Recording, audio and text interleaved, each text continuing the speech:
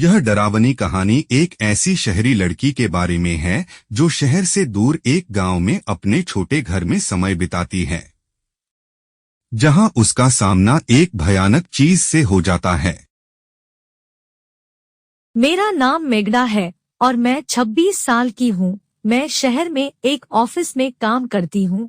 छुट्टियों में मुझे शहर की भीड़ भाड़ से दूर किसी गांव में समय बिताना बहुत पसंद है।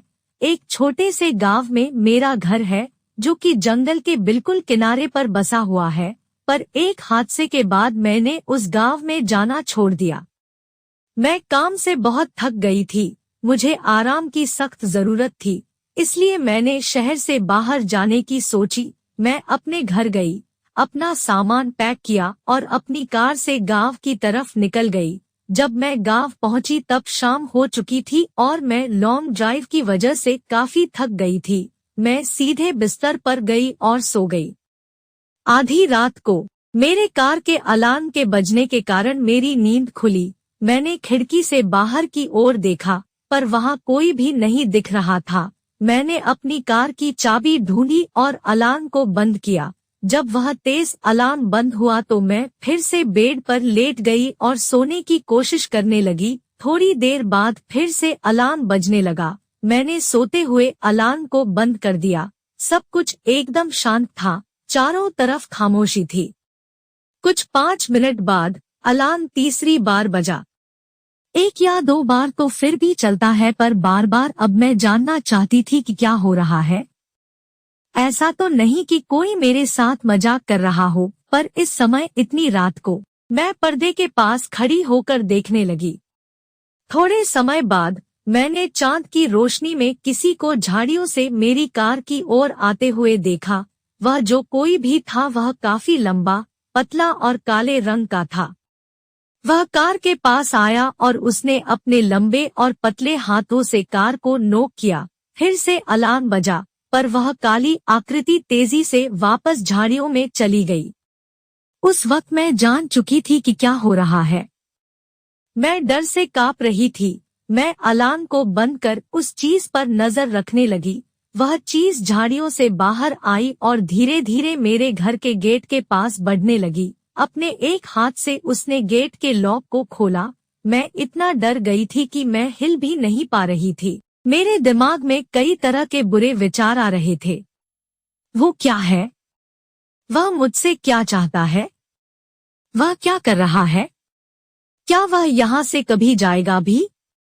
मेरे शरीर में सिर से लेकर के पांव तक कपकपी छूट गई थी। मेरा गला सूखा था और मेरा दिल जोरों से धड़क रहा था। मैं बहुत ही भयभीत थी और डर के मारे मेरे दांत किटकिटा रहे थे।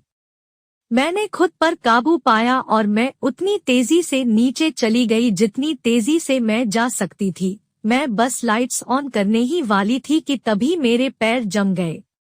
वो काली आकृति खिड़की के यहाँ खड़ी थी। वह खिड़की से अंदर की ओर देख रहा था कि कोई अंदर है या नहीं। मैं जल्दी से अपने सोफे के पीछे छुप कर देखने लगी। तब मुझे समझ आया कि कार के साथ छेड़छाड़ करना केवल उसका अपने शिकार को बाहर लाने का तरीका था।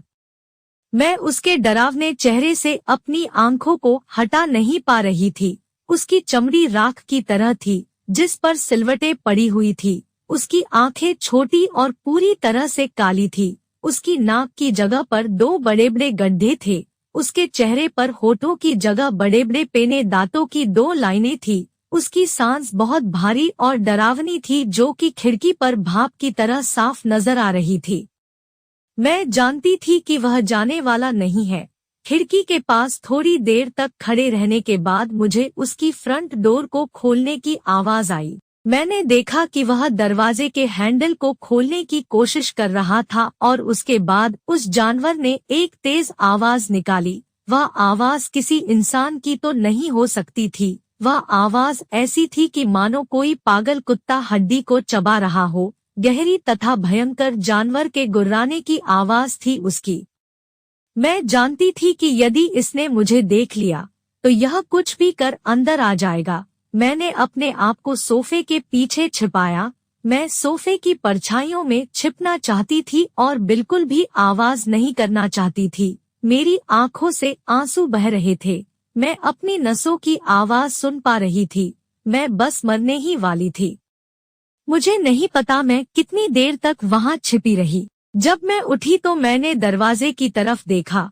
वह जानवर जा चुका था। दरवाजा अपनी जगह पर था और सब कुछ सेफ लग रहा था। मैं सीढ़ियों से ऊपर की तरफ गई और मैंने खिड़की से बाहर की ओर देखा। बाहर रोशनी थी। वहां पर किसी भी तरह का कोई खतरा नहीं था। मैंने इस मौके का फायदा उठाया और अपनी चाबियां उठा ली। मैंने अपना सामान भी नहीं लिया। मैं कार की तरफ भागी। मैं कार में गई और दरवाजे को बंद कर जितनी तेजी से हो सके उस गांव से बाहर निकल गई। मैं तब तक गाड़ी चलाती रही जब तक मैं अपने शहर ना पहुंच गई। जब मैं अपने अपार्टमेंट में पहुंची तो मैंने रेडियो ऑन किया और मैं एक न्यूज सुनने लगी। अनाउंसर ने कहा कि गांव से 2 लड़कियों की लाशें मिल गई है। उनका शरीर बुरी तरह से कटा फटा पड़ा हुआ दलदल में पड़ा था। मुझे मालूम है कि जो वो जानवर चाहता था वह उसे मिल गया। सो आई होप गाइस आपको यह हॉरर स्टोरी अच्छी लगी होगी।